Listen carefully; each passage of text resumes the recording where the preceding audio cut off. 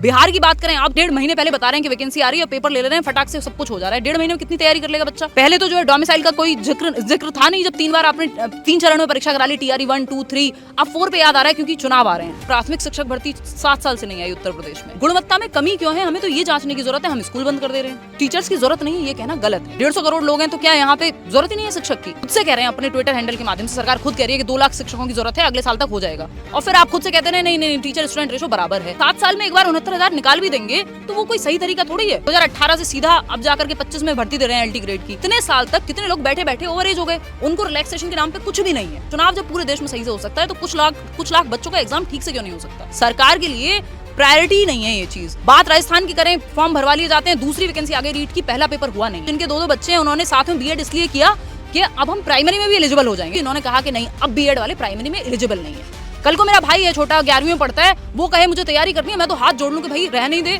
कुछ और ही देख ले।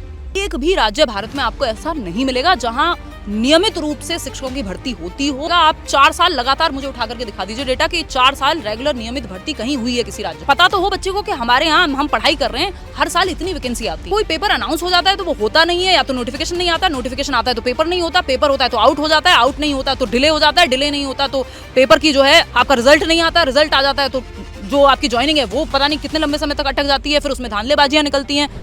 31 जुलाई से लगातार हम SSC प्रोटेस्ट कवर कर रहे हैं। कुछ दिनों में जो स्टूडेंट्स मिले वो लगातार ये कह रहे थे कि सर ये सिर्फ SSC का प्रोटेस्ट नहीं है, इसमें वो टीचर भी आए हैं जो टीचिंग के लिए पढ़ाते हैं, वो टीचर भी आए हैं जो रेलवे की तैयारी करवाते हैं।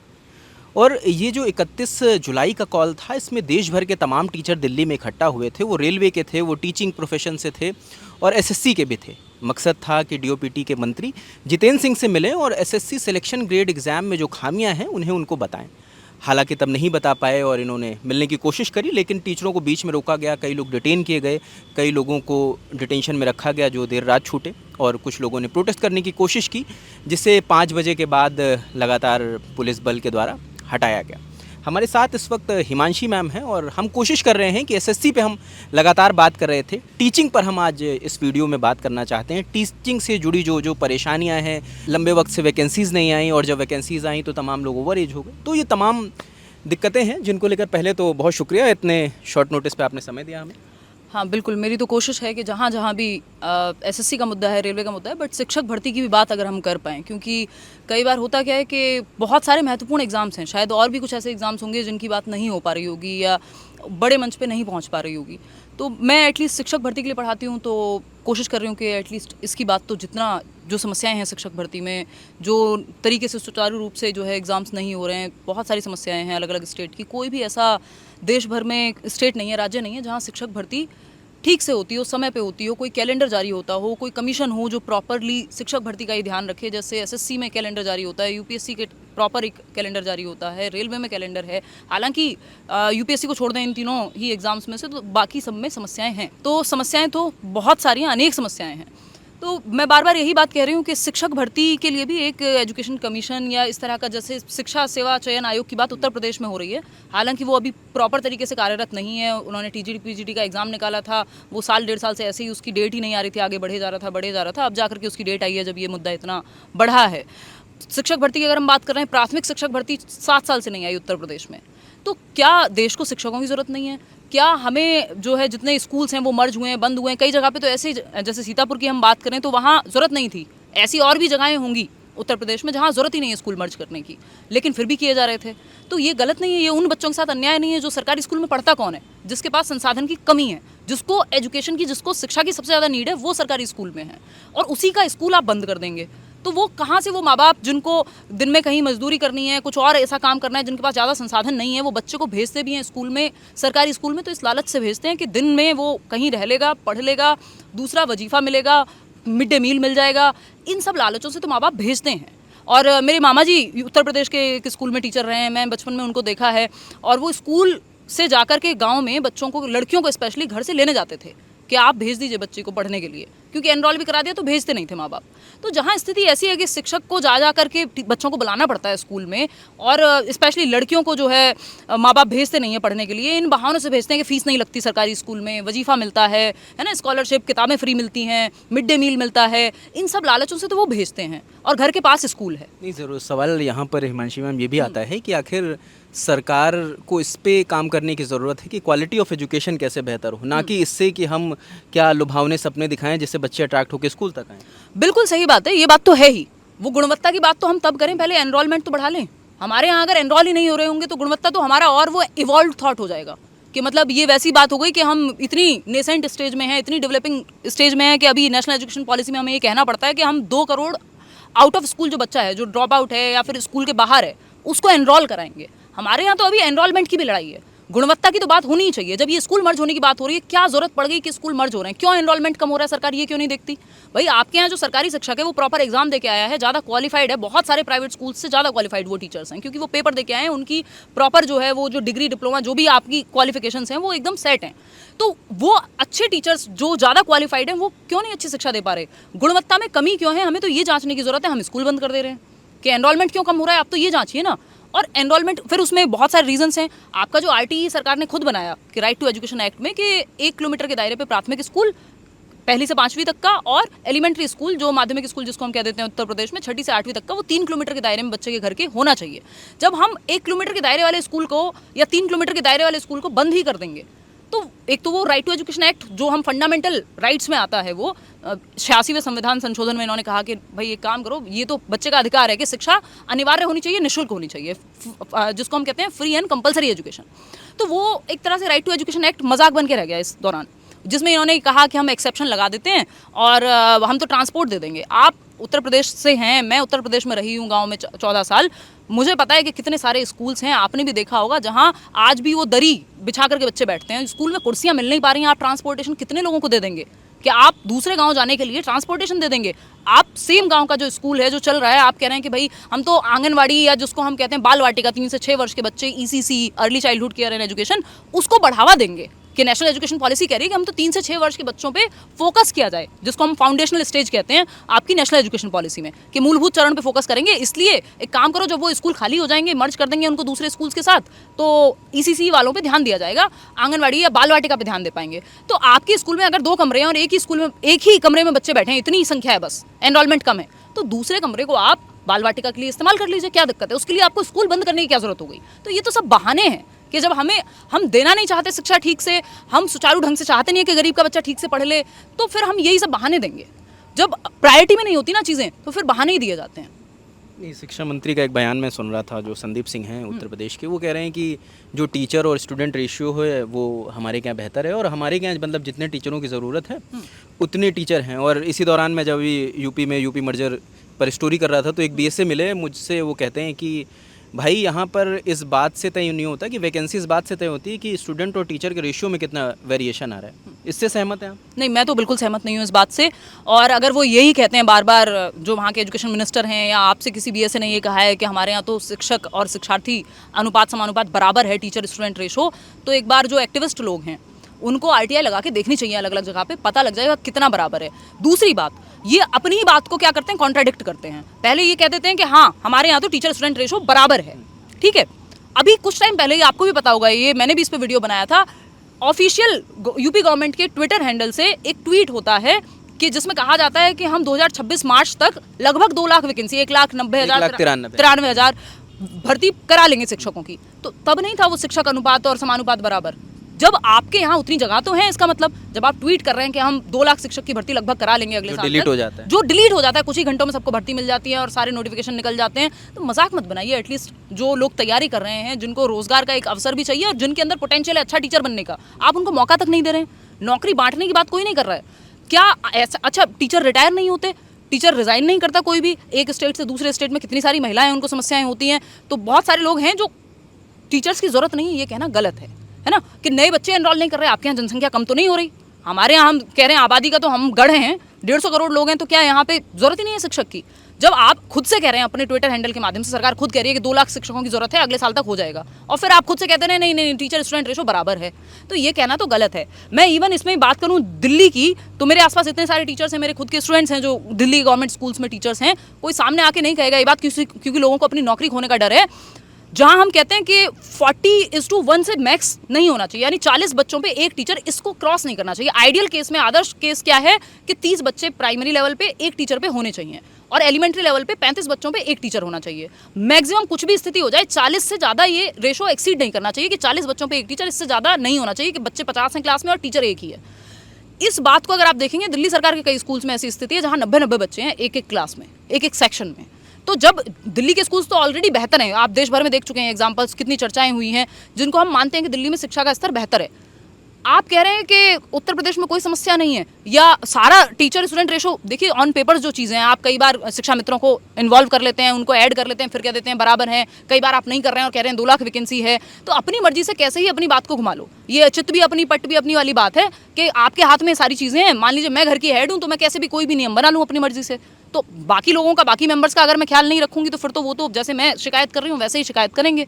नहीं, जैसे आपने जिक्र किया कि शिक्षा मित्रों को इंक्लूड कर लेते हैं, मगर मुझे लगता है कि शिक्षा मित्रों को सरकार तभी याद करती है जब उन्हें स्टूडेंट और टीचर रेशियो का जिक्र करना होता है, क्योंकि शिक्षा मित्र जो मुझे स्टोरी के दौरान मिले वो तो परेशान है। वो कह रहे हैं भैया 10,000 रुपये मिलते हैं और सालों से उसी मानदे पे काम कर रहे हैं और ना कोई बात करता है, ना कोई कहता है कि हम परमानेंट होंगे। ये बात आप बिल्कुल सही कह रहे हैं। मैं नेक्स्ट पॉइंट यही बोलने वाली थी कि ऐसा नहीं है कि हमारे जैसे लोगों को एडहॉक पे जो टीचर्स या कॉन्ट्रैक्ट पे जो टीचर्स पढ़ा रहे हैं या शिक्षा मित्र हैं मान लीजिए, उनसे कोई दिक्कत है, उनके साथ भी अन्याय ही है। क्योंकि आप परमानेंट भर्ती निकालेंगे तो अपने कॉम्पिटेंस से व्यक्ति नौकरी लेगा, उसको सैलरी अच्छी मिलेगी, सारी फैसिलिटीज़ मिलेंगी। अभी जो शिक्षा मित्र हैं काम चाहे वो डबल कर रहे हो और 4 बातें सुनेंगे भी परमानेंट टीचर की, क्योंकि वो थोड़ा सा एक उनके पास वो क्या कहें पावर डायनेमिक उस तरह का हो जाता है कि जो यहाँ दिल्ली में भी यही चीज़ है, हर जगह पे जो भी कॉन्ट्रैक्ट पे है उसको हल्की सी, या तो हम पावर में कम समझ रहे हैं, उससे काम ज़्यादा लिया जा रहा है, सैलरी कम दी जा रही है। तो स्थिति उनकी भी कोई बहुत अच्छी नहीं है कि कॉन्ट्रैक्ट पे रख के आप बहुत अच्छा गुणवत्ता सुधार दे रहे हैं। जो कॉन्ट्रैक्ट पे है व्यक्ति उसके लिए भी वो खराब है, और जो एजुकेशन की क्वालिटी बेहतर होनी चाहिए वो गुणवत्ता भी नहीं सुधर रही है। तो ये दोनों तरफ से खराब चीज़ है। ये कोई अच्छा नहीं है ना उन शिक्षा मित्रों के लिए या कॉन्ट्रैक्ट टीचर्स के लिए, और ना ही बच्चों के लिए, क्योंकि दोनों ही लोग सफ़र कर रहे हैं इसमें। मज़े आ रहे हैं सिर्फ उनके जो अपने हिसाब से पॉलिसीज़ को तोड़ मरोड़ लेते हैं। हम लोग थोड़ा ठहर कर राज्यवार भी बात कर लेते हैं और एक एक वैकेंसी पर बात कर लेते हैं, क्योंकि अभी कुछ वक्त पहले एलटी ग्रेड की जो वैकेंसी आई है तो मुझे लगता है 18 के बाद ये वैकेंसी आई है। और जो कुछ छात्र हमें भी मेल और मैसेज कर रहे थे कि भैया इतने वक्त के बाद एक तो वैकेंसी आती है, तमाम लोग हैं जो ओवर एज हो गए, अब एज रिलैक्सेशन मिल नहीं रहा। बिल्कुल फैक्ट है ये, तो मैं खुद इस बात को कई बार उठा चुकी हूँ कि आप चाहे बात बिहार की हो, उत्तर प्रदेश की हो, अगर आप 7 साल में आप तो मैं तो कह रही हूँ कि आपने 70,000 वैकेंसी दे दी, आपने 69,000 निकाला, हालांकि उस पर भी आज तक चीज़ें चल रही हैं कि वो ठीक से नहीं हो पाई। तो आप लेकिन 7 साल में एक बार 69,000 निकाल भी देंगे तो वो कोई सही तरीका थोड़ी है भाई। हर साल जब आपके यहाँ बीएड कॉलेजेस में स्टूडेंट्स पढ़ रहे हैं, डीएलएड कर रहे हैं, डिप्लोमा कर रहे हैं, बीटीसी कर रहे हैं लोग, तो आप हर साल या तो फिर 2 साल कुछ तो अपना कैलेंडर फिक्स करिए कि हम टीचर्स की वैकेंसी निकालेंगे। ऐसे थोड़ी होगा कि आप या तो आप 2018 से सीधा अब जाकर के 25 में भर्ती दे रहे हैं एलटी ग्रेड की। इस दौरान किसी ने पढ़ाई नहीं की, इस दौरान कोई एलिजिबल नहीं था, इस दौरान आपके स्कूल्स में ना कोई टीचर रिटायर हुआ, ना नए बच्चे आए, ना किसी ने रेजिग्नेशन दिया, आपके यहाँ सीट ही खाली नहीं थी। तो इतने साल तक कितने लोग बैठे बैठे ओवर एज हो गए, उनको रिलैक्सेशन के नाम पे कुछ भी नहीं है, रिलैक्सेशन तो जीरो है। तो एज निकल गई लोगों की। कितने अच्छे आपके देश को शिक्षक मिल सकते थे, आपके राज्य को शिक्षक मिल सकते थे, वो मोटिवेटेड भी थे, वो पेपर देते प्रॉपर, अपनी क्षमता से एग्जाम निकाल करके वो नौकरी लेते। नौकरी कोई उनको ऐसे भीख में नहीं मिल रही थी। आप तो प्रॉपर एग्जाम कराइए, सारी चीज़ें टाइमली कराइए, तो जो व्यक्ति, जो यंग व्यक्ति है, उसकी एनर्जी को सही जगह पे यूटिलाइज होना चाहिए। सरकार को ज़रूरी नहीं लगता जब तक चुनाव की बात नहीं आती। चुनाव ज़रूरी है। चुनाव जब पूरे देश में सही से हो सकता है तो कुछ लाख बच्चों का एग्जाम ठीक से क्यों नहीं हो सकता। पीजीटी टीजीटी को लेकर भी बवाल है कि 23 में वैकेंसी आती है और साल 2 साल तक एग्जाम ही कंडक्ट नहीं हो पाता। बिल्कुल, वो जो सेवा चयन आयोग उन्होंने बनाया है वहाँ, अब देखो कितना वो अच्छे से काम करेगा। पिछले साल 1.5 साल से यही चल रहा है। अब जाकर के कल परसों की बात है जब ये न्यूज़ में इतनी बात उठ गई है, मैं कितनी जगह बोल चुकी हूँ, तब जाकर के तो डेट दे रहे हैं। 4 साल हो जाते हैं आपके यहाँ टेट हुए, प्राथमिक भर्ती के पते ही नहीं है आपको, 7 साल हो गए। तो ये तो गलत तो है ही। ये पता नहीं कैसे लोगों को सही लगता है। और ये जो आपको कहा गया है बीएसएजी के माध्यम से कि नहीं वो तो भर्ती तब आती है जब ये वो इधर उधर की बातें, तो क्या जब हर साल एसएससी निकालता है आपके यहाँ जो भर्ती है अलग अलग डिपार्टमेंट में, कितने लोगों की ज़रूरत है, लोग रिटायर भी होते हैं, तो क्या टीचिंग में नहीं है, शिक्षकों की ज़रूरत नहीं है देश को, या ऐसे ही काम चल जाएगा बस? मतलब हमारी प्रायोरिटी में नहीं है, सरकार के लिए प्रायोरिटी नहीं है ये चीज़। जो चीज़ें प्रायोरिटी में होती हैं वो हो जाती हैं। आप भी जानते हैं कि मेरे फ़ोन में 4 नंबर होंगे जिनका मैं फ़ोन हमेशा उठाऊंगी। आपके घर से अगर फ़ोन आएगा, आपको पता है कि किन 4 लोगों का, आप कितने भी व्यस्त हैं जीवन में, कितनी भी चीज़ों में लगे हुए हैं, लेकिन आपको पता है कि कौन से वो 2 लोग होंगे जिनका फ़ोन आपको उठाना है, या कौन से वो 2 लोग हैं जिनको अगर दुनिया खत्म हो रही हो तो आप फ़ोन करेंगे। मतलब प्रायोरिटी की बात है। तो इंसान जब प्रायोरिटाइज करेगी अगर सरकार इसी तरह से इन एग्ज़ाम्स को, जैसे चुनाव को किया जाता है, जैसे वोट्स को किया जाता है, तो ऐसा नहीं है कि एग्जाम्स नहीं होंगे, भर्तियां नहीं निकलेंगी, सब कुछ हो जाएगा। वो एक बात है जो अभी आजकल चल रही है इंटरनेट पे, आपने देखा होगा, एक मीम है कि एस्ट्रोनॉमर के सीईओ को जो है पकड़ा गया, वो he was cheating on his wife. कि वो अपनी वाइफ पे जो है चीट कर रहे थे, और एक कोल्ड प्ले के कॉन्सर्ट में बहुत वायरल हुआ वो पूरे इंटरनेट पे। तो एक मीम चला कि आपके पास जो है आप कहते हैं कि आपके पास जिम जाने का समय नहीं है, एक आदमी 3 बच्चे पाल रहा है, एक शादी चला रहा है, एक एक्स्ट्रा मैरिटल, एक सीईओ भी है, एक कंपनी भी चला रहा है, और साथ में फिर वो कोल्ड प्ले के कॉन्सर्ट में भी जाने का टाइम है उसके पास, और चीट करने का भी टाइम है, और आपके पास जिम जाने का समय नहीं है। तो ऐसा नहीं है कि समय नहीं होता, ये तो प्रायोरिटी की बात होती है। तो प्रायोरिटी नहीं है ये सरकार की। अगर मैम राज्यवार बात करें, क्योंकि यूपी पे हमने 2 वैकेंसीज पे बात करी, राज्यवार कोई शिकायतें आती हैं कि भाई झारखंड में भी ये दिक्कतें हैं, बिहार में भी दिक्कतें हैं, यूपी में दिक्कतें हैं, अगर दर्शकों को ये थोड़ा क्लैरिटी दे सके कि कहाँ कहाँ से क्या क्या दिक्कतें आ रही हैं शिक्षक भर्ती से जुड़ी। रजत जी, जैसा मैंने शुरुआत में भी कहा, एक भी राज्य भारत में आपको ऐसा नहीं मिलेगा जहां नियमित रूप से शिक्षकों की भर्ती होती हो, एक प्रॉपर कैलेंडर जारी होता हो। तभी मैं बार बार कह रही हूँ कि एक नेशनल लेवल पे हम एक एजुकेशन कमीशन क्यों नहीं बना देते, इस तरह का एजुकेशन सिलेक्शन कमीशन, जैसे कि शिक्षा सेवा चयन आयोग यूपी में बना रहे हैं। अगर वो ठीक से काम करने लगे कभी इमेजिनरी सिनेरियो में आगे चल के फ्यूचर में, इसी तरह का हम एक प्रॉपर सेवा चयन आयोग क्यों नहीं बनाते टीचर्स के लिए। जैसे एसएससी है, ऐसी टीचर्स के लिए बना दीजिए, जो देश भर में देखे किस राज्य में किस साल कितनी वैकेंसी आएंगी। एक भी आपको कोई भी संस्था नहीं मिलेगी, केंद्रीय विद्यालय से लेकर के Delhi subordinate services selection board से लेकर के एनवीएस से लेकर के आप पूरे देश में कोई भी विद्यालय, ईएमआरएस से लेकर के जो एकलव्य मॉडल रेजिडेंशियल स्कूल्स हैं, ये जितनी भी संस्थाएं हैं जो शिक्षक भर्ती कराती हैं, एक भी नहीं मिलेगा। आप 4 साल लगातार मुझे उठा करके दिखा दीजिए डेटा कि 4 साल रेगुलर नियमित भर्ती कहीं हुई है किसी राज्य में शिक्षकों की। कोई भी आपको राज्य नहीं मिलेगा। आप 4 साल छोड़िए, आपको 2 साल नहीं मिलेगा जहां 2 साल लगातार नियमित भर्ती हुई हो। अगर मैं सेंट्रल लेवल की बात करूं, केंद्रीय विद्यालय में 2018 में पेपर हुआ था, उसके बाद सीधा भर्ती आती है 2022 में, और अब 22 के बाद अब 25 आ चुका है, अभी तक भर्ती आई नहीं है। हम क्यों साल दर साल नहीं बांट सकते भर्तियों को? भाई आप कम भर्ती दे दीजिए, लेकिन एक प्रॉपर कैलेंडर, एक फिक्स तरीके से, एक पता तो हो बच्चे को कि हमारे यहाँ हम पढ़ाई कर रहे हैं, हर साल इतनी वैकेंसी आती हैं या हर 2 साल में इतनी वैकेंसी आती हैं। एक बार पेपर हुआ, वो कब होगा अगली बार किसी को भी नहीं पता।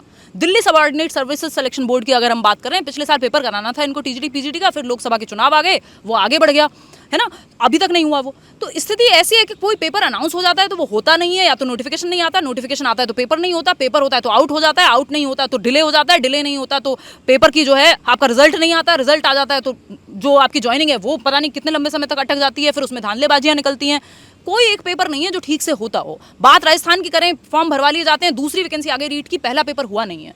मध्य प्रदेश की बात करें, 7-7 साल के अंतराल पे जनरली हम देखते हैं कि तब जाकर कहीं वैकेंसी आती है। बिहार की बात करें, अब तो पिछले 1-1.5 साल में उन्होंने लाखों वैकेंसी निकाल दी। एक डेढ़ महीने पहले बता रहे हैं कि वैकेंसी आ रही है, पेपर ले रहे हैं, फटाक से सब कुछ हो जा रहा है। 1.5 महीने में कितनी तैयारी कर लेगा बच्चा? 5 साल तक कोई वैकेंसी नहीं थी, है ना। TRE 4 का कह दिया, अच्छा चुनाव से पहले करा लेंगे, अब कह रहे हैं जी अगले साल कराएंगे 2025 में। पहले तो जो है डोमिसाइल का कोई जिक्र था नहीं, जब 3 बार आपने 3 चरण में परीक्षा करा ली, TRE 1, 2, 3, अब 4 पे याद आ रहा है क्योंकि चुनाव आ रहे हैं कि अब हमें बिहार स्टेट की वोट्स की जरूरत है। तो इतनी सारी समस्याएं, अनगिनत समस्याएं हैं। आप दिल्ली से लेकर के और कोई भी राज्य उठा लीजिए, कहीं भी ढंग से सुचारू रूप से शिक्षक भर्तियों का कैलेंडर नहीं है, ना ही कोई टाइमलाइन है कि ये इतने समय में, एक टाइम बाउंड करके हम इतने समय में सब कुछ करा लेंगे, बस कहने की बातें हैं। और कोई भी राज्य आप मुझे कहेंगे तो अभी वेस्ट बंगाल से जब मैंने ये मुद्दा उठाया है तो इतने सारे लर्नर्स हैं जो कमेंट कर रहे हैं कि वेस्ट बंगाल में कितने टीचर्स को निकाला गया है, 10 साल से भर्ती नहीं है, सैकड़ों तरह की समस्याएं वो बता रहे हैं। छत्तीसगढ़ में कितने स्कूल मर्ज हो रहे हैं, उत्तर प्रदेश में भी कई जगह पर तो ये हवाला दिया गया है कि स्कूल हम इसलिए मर्ज कर रहे हैं क्योंकि नेशनल एजुकेशन पॉलिसी में कहा गया है। नेशनल एजुकेशन पॉलिसी में कहीं मर्जर की बात नहीं हुई है, वहाँ पेयरिंग की बात हुई है कि प्राइवेट स्कूल और गवर्नमेंट स्कूल मिलकर के एक अच्छी क्वालिटी, एक दूसरे से अच्छी चीजें सीख सकें। ये नहीं है कि एक स्कूल बंद करके कि आप दूसरे में मर्ज कर दीजिए और उसको फिर आप हवाला दीजिए कि ये तो नेशनल एजुकेशन पॉलिसी का हम इस्तेमाल कर रहे हैं। जो टेट एग्जाम है, जिनसे नौकरी भी नहीं मिलती, बस एलिजिबिलिटी क्राइटेरिया है कि बच्चा जो है, जो टीचिंग वाला लर्नर है, बच्चा है, वो जाकर के प्राइवेट स्कूल में भी उसको नौकरी मिल जाए, उसके लिए उसको टेट पास होना चाहिए। सरकारी के लिए आगे भी वो तैयारी करेगा, पहले टेट पास होना चाहिए। सीटेट साल में 2 बार होता था, वो भी नहीं हुआ इस बार। और जब RTI लगा करके टीचर्स पूछते हैं, स्टूडेंट्स पूछते हैं कि क्यों नहीं ले रहा CBSE सीटेट, क्यों डिले हो रहा है, तो वो कहते हैं वेबसाइट चेक करते रहिए। वेबसाइट चेक करना तो बच्चे को पता है, आजकल की वेबसाइट चेक करनी होती है। ये कोई कारण है कि डिले क्यों हुआ है? आप बता दीजिए ना, क्यों डिले कर रहे हैं? आप क्यों नहीं 2 बार एग्जाम ले पा रहे हैं जब आप ले रहे थे? तो 2018 से, मुझे याद है 2016 से जब मैंने ये चैनल शुरू किया था, ऑनलाइन पढ़ाना शुरू किया था, 2018 में आया था सीटेट का पेपर, 2 साल तक नहीं आया था। तो नियमित परीक्षा हम क्यों नहीं करवा पाते? आप किसी भी एग्जाम की हिस्ट्री चेक कर लीजिए, शिक्षक भर्तियों में सबका हालत यही है। अभी 4 साल में जाकर के अभी यूपी टेट की डेट दी है, जब इतना तमाशा हो गया तो टेट एग्जाम तक जिससे कोई सिलेक्शन नहीं लेना, इनके पास फॉर्म, बढ़िया पैसे लेते हैं फॉर्म भरने के, इतने सारा सब कुछ कलेक्शन है, सारी चीज़ें हैं, उसको भी ये लोग टाइम पे नहीं करा पा रहे, जिसमें नौकरी भी नहीं देनी है, जिसमें एक सर्टिफिकेशन का एग्जाम है जो, वो भी ठीक से नहीं हो पाता है। यूपी टेट भी आउट हुआ था जब लास्ट टू लास्ट टाइम हुआ था। कोई पेपर है जो ठीक से हो पाता हो? बीएड वाले अलग परेशान है, बीएड वाले अलग प्राइमरी में भर नहीं सकते। बीएड वालों की तो मतलब आज तक लोग मुझे बोलते हैं कि आप नहीं कह रहे हैं, जबकि मैंने अपने तरीके से कहा ही है जब भी मौका मिला है, जहाँ भी मौका मिला है, कि 2018 में 28 जून 2018 को एक नोटिस आता है एनसीटीई की तरफ से। एनसीटीई आपका national council for teacher education है, सारे डिसीजंस लेती है टीचर्स को लेकर के। उन्होंने कहा कि बीएड वालों को शामिल कर लेते हैं प्राइमरी शिक्षक में, क्योंकि प्राइमरी लेवल पे क्योंकि देश भर में शिक्षकों की कमी है और डीएलएड या डिप्लोमा करने वाले, जेबीटी करने वाले, बीटीसी करने वाले लोग उतने नहीं हैं जितने बीएड वाले लोग हैं। बीएड वालों की संख्या ज़्यादा है, तो इनको अगर हम शामिल कर लेंगे, एक ब्रिज कोर्स करा देंगे ताकि ये प्राइमरी लेवल पे भी पढ़ा लें और इनको हम प्राइमरी में शामिल करेंगे। ब्रिज कोर्स क्या है? अगर ब्रिज कोर्स 6 महीने में उनको सिखाया जाएगा कि भाई छोटे बच्चों को भी आप कैसे डील कर सकते हैं, तो वो एक्स्ट्रा उनको सिखा देंगे, ट्रेन कर देंगे बेसिकली छोटे बच्चों के लिए भी, क्योंकि बीएड जो है प्राइमरी के लिए नहीं होता है। तो उन्होंने कहा कि बीएड वालों को भी ले लो आप, ब्रिज कोर्स करा के काम बन जाएगा।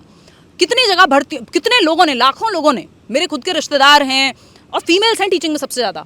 तो हम एक तरफ बात करते हैं बेटी बचाओ बेटी पढ़ाओ, जहाँ मेजॉरिटी लोग अभ्यर्थी जो हैं वो फीमेल्स हैं टीचिंग में, कि भाई टीचर बन जाएगी, वो एक स्टीरियोटाइप भी है और रोजगार मिलेगा और टीचिंग बढ़िया लड़कियों के लिए, ये सोच करके तो माँ बाप जैसे तैसे कराते हैं बीएड। लड़कियां सबसे ज़्यादा हैं। फिर हम कह रहे हैं भैया बेटी बचाओ बेटी पढ़ाओ, ऐसे बेटी बचाएंगे, ऐसे बेटी पढ़ाएंगे। जिनके 2-2 बच्चे हैं, मैं खुद जानती हूँ लोगों को जिनके 2-2 बच्चे हैं, उन्होंने साथ में बीएड इसलिए किया कि अब हम प्राइमरी में भी एलिजिबल हो जाएंगे, क्योंकि प्राइमरी में कंपैरेटिवली भर्ती कई बार ज़्यादा आती है। और दूसरा, कई लोगों का सब्जेक्ट कॉम्बिनेशन नहीं बन रहा था कि ग्रेजुएशन में उनका सब्जेक्ट कॉम्बिनेशन नहीं, भाई आपको एसएसटी का टीचर बनना है या मैथ्स का टीचर बनना है, तो आपने मैथ्स पढ़ा होना चाहिए ग्रेजुएशन में अपने बीएससी में, या आपने हिंदी पढ़ी होनी चाहिए अपनी ग्रेजुएशन में, बीए में। लेकिन कई लोगों ने, मान लीजिए किसी ने बीटेक किया हुआ है और बीटेक भी किया हुआ है बायोटेक्नोलॉजी में, इस तरह के सब्जेक्ट में जिसको स्कूल में एक टीचर की जरूरत नहीं है, बायोटेक्नोलॉजी का थोड़ी टीचर होता है। तो उस केस में उन्होंने बीएड इसलिए किया कि मेरा सब्जेक्ट कॉम्बिनेशन तो बनता नहीं है टीजीटी पीजीटी के लिए, तो मैं अगर बीएड कर लूँ तो मैं प्राइमरी में पढ़ा पाऊंगा। भाई या तो अब वो 4 साल या 3 साल की ग्रेजुएशन फिर से जाकर के करें। तो उन्होंने बीएड कर लिया, मान लीजिए बीटेक के बाद, या कोई ऐसा कोर्स उन्होंने किया हुआ था जिसका सब्जेक्ट कॉम्बिनेशन 11, 12 या 9, 10 के टीचर के लिए नहीं बनता था, तो उन्होंने उसके बाद ग्रेजुएशन के बाद बीएड कर लिया। बीएड किस लिए कर लिया कि प्राइमरी में पढ़ाएंगे। 2 साल लगाए व्यक्ति ने, प्रोफेशनल डिग्री है, ज़्यादा खर्चा होता है बीएड में, नॉर्मल ग्रेजुएशन से ज़्यादा खर्चा होता है। तो वो 2-2 साल लगा करके लोगों ने बीएड किया कि अब तो प्राइमरी में एलिजिबल है, एनसीटीई ने कह दिया है। इतने वो बीएड करके निपटे हैं, किसी ने कहीं फॉर्म भरा है, एक आध वैकेंसी मिली है, कुछ का थोड़ा बहुत कहीं सिलेक्शन हुआ तो हुआ, अदरवाइज तो आधे लोग बीएड करते रह गए, आधे लोग फॉर्म भर के बैठे हैं कि केंद्रीय विद्यालय के इंटरव्यू में कॉल आएगी, इन्होंने कहा कि नहीं अब बीएड वाले प्राइमरी में एलिजिबल नहीं है। तो 6 साल आपने बच्चों को घुमाया और कितने लोगों ने वो बीएड की, कितने लोगों के मन में आपने उम्मीद दी, कितने लोग हैं जो बीएड कर रहे थे और आगे की तैयारी कर रहे थे, आपने कहा एक झटके में कह दिया चलो बाहर निकलो। पहले से नहीं पता थी ये चीज़ कि हम 6 साल बच्चों से फॉर्म भरवा रहे हैं और 6 साल बाद हम कह देंगे अब तुमने बीएड कर तो लिया बट अब तुम प्राइमरी में शक्ल मत दिखाना। तो ये कितना खराब है। ये ऐसा है, मैंने आपको इनवाइट किया कि आइए रजत जी घर पे बैठ के खाना खाएंगे, बातें करेंगे, और फिर जब आप घर आए मैंने दरवाज़ा बंद कर लिया और 4 गालियाँ और दी आपको। तो ये अच्छा लगेगा आपको? किसी को भी अच्छा लगेगा ये कि बीएड किया, आपने खुद से कहा है गाइडलाइन में कि नहीं अब बीएड वाले एलिजिबल हैं, और फिर आपने एक दिन कह दिया नहीं अब बीएड वाले प्राइमरी में एलिजिबल नहीं है। गेम थोड़ी है, बच्चों का भविष्य है ये, लोगों के पास एज बार है, एज लिमिट है, घर की रिस्पॉन्सिबिलिटीज़ हैं, ये नौकरी उम्मीद देती है उन्हें एक। नहीं बिल्कुल, और ये बातचीत हमारी एक कोशिश थी कि टीचिंग पर कम जिक्र होता है, टीचिंग पर कम बात होती है, तो ये कोशिश थी कि हम टीचिंग के उन एस्पेक्ट्स को टच कर सकें, उन पर जिक्र कर सकें कि जो सरकार है, जो प्रशासन के लोग हैं, जो इस वीडियो को देखने वाले हैं, उन्हें भी इस बात के बारे में पता चले कि ये मुद्दा, ये प्रोटेस्ट सिर्फ एसएससी एग्ज़ाम को लेकर नहीं है, या सीजीएल जो आगामी एग्ज़ाम है उसमें बेहतरी से वो एग्ज़ाम कराया जाए उसको लेकर नहीं है। तमाम टीचर हैं, तमाम प्रिपरेशन के कोर्सेज़ हैं जिनको लेकर ये प्रोटेस्ट खड़ा हुआ था। अब बात जहाँ से हमने शुरू करी थी एसएससी की, एसएससी के प्रोटेस्ट में जब आए थे तब आप किसी दिक्कत से जूझ रहे थे, आप आए फिर गए फिर आए? मैं आने में एक तो मेरी थोड़ी एक कमी भी कह लीजिए कि मैं उस दिन लेट हो गई थी। आते हुए जब हम डीओपीटी ऑफिस मिलना था, अभिनय सर ने कहा सभी टीचर्स को कि भाई डीओपीटी ऑफिस मिलेंगे, और वहाँ आते हुए मैं लेट हुई, और बस थोड़ा ही लेट हुई थी तो मैंने अभिनय सर को कॉल किया, मुझे वहाँ कोई दिखा नहीं डीओपीटी के आसपास, तो उन्होंने फ़ोन उठाया और कहा कि मानसी वहाँ से तो आप निकल जाइए, पुलिस जो है उठा करके ले जा रही है और आप जंतर मंतर पहुँचिए, वहाँ अपनी बात रखिएगा। फिर मैं जंतर मंतर गई, फिर वहाँ तो खैर हम लोगों ने सभी ने बात की, और बहुत ख़राब लगा ये जान करके कि टीचर्स को जिस तरह से ले जाया गया, धक्का मुक्की हुई, गलत व्यवहार हुआ, किसी का हाथ टूटा, और फीमेल टीचर्स को भी मतलब सही से व्यवहार नहीं, और फिर 6 घंटे तक बस में घुमाया गया है उनको। 6 घंटे तक बस में वो घूमे, फिर जाकर के उनको थाने में बिठा दिया नजफगढ़, किसी को कहीं और ले गए हैं, फिर रात को 1 बजे वो फ्री हुए हैं। तो मेरी तो खैर ऐसी कोई उतनी बड़ी समस्या नहीं हुई उस दिन। कुछ घंटे तक मैं बारिश में भीगे, हम लोग जो टीचर्स बचे हुए थे जंतर मंतर पे अपनी बात रख रहे थे। और बट एक चीज़ मैंने रियलाइज़ की जब मैं बाद में सोच रही थी कि I was on my periods, उस दिन I was on my periods, और मैं 2 बार गई हूँ वहाँ से जो आपका ये था जंतर मंतर पैड चेंज करने के लिए, जो एक स्वाभाविक सी बात है। मैंने ये सोचा कि अगर मैं लेट नहीं हुई होती और मैं उस बस में होती, और जहाँ 6 घंटे उस बस को रोका भी नहीं गया, पानी भी नहीं पूछा गया किसी को, तो ये काम तो मैं नहीं कर पाती। और हो सकता है कई सारी महिला टीचर्स हों जिनके साथ ये समस्या रही हो उस दिन और वो कह भी ना पाई हो। तो ये तो एकदम मानवीय व्यवहार तो है नहीं कि वो कोई दंगई थोड़ी थे, वो तो अपनी बात रखने गए थे डीओपीटी मिनिस्टर से कि 4 टीचर जाएंगे, बताएंगे जी ये समस्याएं हमारे डिपार्टमेंट में, मैं टीचिंग का बताऊंगी, अभिनय सर या बाकी लोग हैं वो रेलवे का बताएंगे, कोई एसएससी का बताएगा, और अपनी बात रखेंगे और कहेंगे जी ये हमारी समस्याएं हैं, आप मुखिया हैं इस डिपार्टमेंट के, आप देख लीजिए। उनकी बात तो सुनी नहीं गई, ऊपर से उनके साथ इतना अमानवीय व्यवहार करके उनको बस में भर के और घुमाया गया है, पानी के लिए भी नहीं पूछा गया है। जैसी समस्याएं मैं बता रही हूँ, इस तरह की समस्याएं कितने लोगों को क्या क्या रही होंगी। तो ऐसे ये तो गलत ही है ना, मतलब ये कोई बहुत अच्छी चीज़ तो है नहीं। मतलब ये मैंने बाद में रियलाइज़ किया, उस टाइम तो आप नहीं सोचते, और इतने कमज़ोर हम लोग हैं भी नहीं, ना टीचर्स हैं ना, मतलब मैं तो गाँव में रही हूँ 14 साल, खेत में गेहूँ काटने से लेकर के और 20 किलोमीटर में साइकिल चला करके स्कूल जाती थी। तो ऐसा तो नहीं है कि हम लोग कमज़ोर लोग तो नहीं है, हमने अच्छी खासी मुश्किल जीवन देखा है और उसमें कोई समस्या भी नहीं है, इसमें कोई सिंपैथी लेने वाली बात भी नहीं है। लेकिन बात यह है कि अगर इसको इस तरह से देखा जाए, मतलब मुझे बाद में ये रियलाइज़ हुआ कि यार अगर मैं बस में होती तो दिक्कत तो हो जाती, और हो सकता है कोई ऑलरेडी कितनी सारी फीमेल टीचर्स थी वहाँ जिनको दिक्कत हुई होगी और किसी ने कहा नहीं होगा, क्योंकि हम शायद उतने ओपन नहीं है इन सब चीज़ों पे बात करने को लेके, हम उतने कंफर्टेबल नहीं होते। पहले मेरे दिमाग में भी आया था कि ये बात मैं नहीं करूँगी, कि ये बात कोई करने की है, फिर मुझे लगा यार ये तो सीरियस मुद्दा है, मतलब ये तो एक जेन्युइन प्रॉब्लम है, इस पे ऐसा क्या है कि जिस पे बात नहीं कर सकते। तो बहुत सारी ऐसी चीज़ें हैं जो खराब लगता है, और टीचर को रिस्पेक्टेबल नज़र से देखता है जो बच्चा है। और जिन टीचर्स की हम उनमें से अगर हम बात करें राकेश यादव सर की या नीतू मैम की, ये लोग इतने सीनियर टीचर्स हैं। जब मैं पढ़ाई करती थी, एसएससी की तैयारी तो मैंने कभी नहीं की, तो मेरे आसपास के दीदी भैया तैयारी करते थे, और वो वाला दौर था जब ऑनलाइन एजुकेशन की कोई बात भी नहीं थी। तब इन लोगों की इतनी चर्चाएं होती थी कि इतना अच्छा पढ़ाते हैं, इतना अच्छा पढ़ाती हैं मैडम। ये इतने सीनियर टीचर्स को जब इस तरह से इनके साथ अपमान किया गया है, तो बाकी जो बच्चे जो इनको लाखों लोग फॉलो करते हैं वो क्या सोचेंगे, जब हमारे टीचर्स की इतनी दुर्गति हो रही है, इनको कोई नहीं सुन रहा, ये हमारा प्रतिनिधित्व करते हैं। उनकी तो होप हम थे ना, हम कोई नेता तो है नहीं वोट लेके भूल गए 5 साल बाद याद करेंगे। हमसे तो डायरेक्ट आत्मीय कनेक्शन है हमारे बच्चों के साथ, कि अगर उनको दिक्कत होती है वो मेल डालेंगे, ऑफिस आएंगे या बात कहेंगे, अपनी कमेंट करेंगे, तो हमें वो महसूस होता है कि ये चैन से नहीं सो पा रहा, हम भी नहीं सो सकते। तो वो हमें बात तो रखनी ही थी। तो जब बच्चे की होप हम हैं कि उसको लगता है लाखों लोग मैडम के साथ जुड़े हुए हैं, लाखों लोग सर के साथ जुड़े हुए हैं, और ये बात रखने जाएंगे तो हमारी बात सुनी जाएगी कि हमें माउस नहीं मिला, हमें कीबोर्ड नहीं मिला, भैंसें बन रही हैं, डीजे बज रहा है, कहीं बाउंसर से पिटाई हो रही है, 70 चीज़ें, इन्विजिलेटर फ़ोन पे बात कर रहे हैं। तो ये सब चीज़ें जब टीचर्स जाकर के रखेंगे, जिनको लाखों लोग फॉलो करते हैं और साथ में मिलके गए, तो वो करोड़ों की फॉलोइंग लेके गए। तो ये फेस है हमारा। जब उन फेसेस के साथ इस तरह की चीज़ें होंगी तो ये आपकी उम्मीद टूटती है। इंसान अगली बार सोचता है कि यार ये चीज़ करें कि नहीं करें, सही बात भी कहें कि नहीं कहें, कहीं डंडे तो नहीं पड़ जाएंगे। वो बात अलग है, टीचर्स उतनी आसानी से नहीं घबराएंगे जब तक जो सही बात है उसको रखेंगे ही। तो ये बहुत सारी चीज़ें हैं। मुझे तो ये भी बहुत बार महसूस हुआ, मैंने उस दिन भी आपको कहा था कि जब आप कह रहे हैं माउस नहीं चल रहा, ऑनलाइन परीक्षा में माउस पेन की तरह है। जब वो ऑफलाइन पेपर देता था OMR पे, तो पेन से वो गोले भरेगा, जब तक वो सर्कल नहीं भरा जाएगा पेपर का कोई मतलब नहीं है। ऐसे ही जब तक माउस से क्लिक नहीं होगा पेपर का कोई मतलब नहीं है। तो आपके यहाँ जब माउस नहीं चल रहा, इसका मतलब आपने बच्चे के हाथ से पेन छीन लिया। अब वो पेपर कैसे देगा जब आपका माउस ही काम नहीं कर रहा, तो पेपर कैसे देगा। हम कह रहे हैं डिजिटल इंडिया, एक तरफ हम प्रोग्रेसिव चेंजेस की बात कर रहे हैं कि भाई ऑफलाइन से ऑनलाइन की तरफ जा रहे हैं, बेहतरी की तरफ जा रहे हैं, यहाँ हम बदतरी की तरफ जा रहे हैं कि आपका ऑफलाइन में कम से कम वो पेन मिलता था और गोले भर के कम से कम पेपर तो दे आता था। अब आपने ऑनलाइन कर दिया पेपर, और वो सिस्टम चलते नहीं है, वो कीबोर्ड चलते नहीं है, वो माउस चलते नहीं है, पेपर टाइम पे शुरू हुआ नहीं है, फिर भी इन्विजिलेटर लिखवा रहा है कि नहीं नहीं सही टाइम पे शुरू हुआ है। 2100 किलोमीटर आपने जम्मू एंड कश्मीर के व्यक्ति को जो दृष्टि बाधित है, उसको ब्लाइंड बच्चे को आपने दिल्ली दे दिया सेंटर, और जो दिल्ली का बच्चा है उसको आप अंडमान और निकोबार भेज रहे हैं। तो कौन सा वर्ल्ड टूर करा रहे हैं भाई बच्चे की, मतलब वो नीड में है, वो कोई ट्रिप पे नहीं जाता है इतनी दूर पेपर देने। तो ये सब इतने अहम मुद्दे हैं कि सोच करके मन घबराता है कि मतलब कल को मेरा भाई है छोटा, 11वीं में पढ़ता है, वो कहे मुझे तैयारी करनी है, मैं तो हाथ जोड़ लूँ कि भाई रहने ही दे, कुछ और ही देख ले।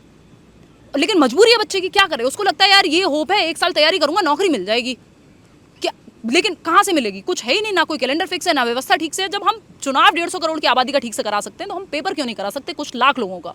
मेरे दिमाग में तो बार बार घूम के ये समस्या, मेरे दिमाग में ये क्वेश्चन है कि यार कुछ ही लाख तो लोग हैं जिनका पेपर कराना है। जब करोड़ों लोग चुनाव ठीक से दे सकते हैं, चुनाव में जो है वोट ठीक से डाल सकते हैं, या चुनाव सुचारू रूप से हो सकते हैं, सारी व्यवस्थाएं इधर उधर हो जाती हैं जब चुनाव होते हैं, तो हम पेपर क्यों नहीं ठीक से करा सकते। क्यों इस तरह की संस्थाएं नहीं बनाई जा सकती जहां पेपर सुचारू ढंग से हो, नियमित रूप से हो, टाइमली हो, सही टाइम पे नोटिफिकेशन आए, हर डिपार्टमेंट में पता हो, चाहे वो शिक्षक भर्ती हो, SSC हो, कि कितनी वैकेंसी खाली है, कैसे इनको भरा जाएगा। तो ये हमारी प्रायोरिटी पे नहीं है। मुझे तो मेरे दिमाग में तो यही जवाब आता है कि सरकार या जो भी इसके लिए डेजिग्नेटेड संस्थाएं हैं उनकी ये प्रायोरिटी में नहीं है। फॉर्म भरवा के भूल जाओ, 50 चीज़ें होती रहती हैं, चलती रहती हैं, इतनी सारी अव्यवस्थाएं हैं, तो मतलब जो महत्वपूर्ण नहीं होता वो साइड हो जाता है, जो महत्वपूर्ण होता है वो तो कर ही लेते हैं लोग। अच्छा, अब अगला क्या कॉल है? आज जैसे DOPT मिनिस्टर से मुलाकात हो गई है आप लोगों की, उन्होंने आश्वासन दिया है कि हफ्ते भर के अंदर वो चीज़ों को रिजॉल्व करेंगे, तो अब अगला क्या? मेरी तो जो बात हुई है टीचर से जिनका मिलना हुआ है, बहुत ज़्यादा ऐसा, मतलब उसको ये कहेंगे वो ऐसे जवाब तो नहीं है जिसमें बहुत संतुष्टि मिली हो। और आगे देखते हैं कि अगर उन्होंने जितना समय दिया है उस समय के दौरान चीज़ें होती हैं तो ठीक है, नहीं तो फिर से अपनी बात रखेंगे। भाई लोकतंत्र में बात रखने का अधिकार तो है ही, तो बात रखेंगे, उठाएंगे जहाँ भी मुद्दा उठा सकते हैं, रुकेंगे तो है नहीं, क्योंकि ये सही चीज़ के लिए लड़ना तो कोई गलत बात होती नहीं है। और मुझे नहीं लगता इससे ज़्यादा मीनिंगफुल कोई चीज़ है कि कोई रोज़गार के लिए लड़ रहा है और आप उसके साथ नहीं खड़े हो सकते। हमारे पेट भरे हुए हैं तो ऐसा तो नहीं हो सकता हम एसी रूम में बैठे रहें, नेता थोड़ी हैं हम, हमें तो बच्चे के साथ खड़ा होना पड़ेगा रोड पे।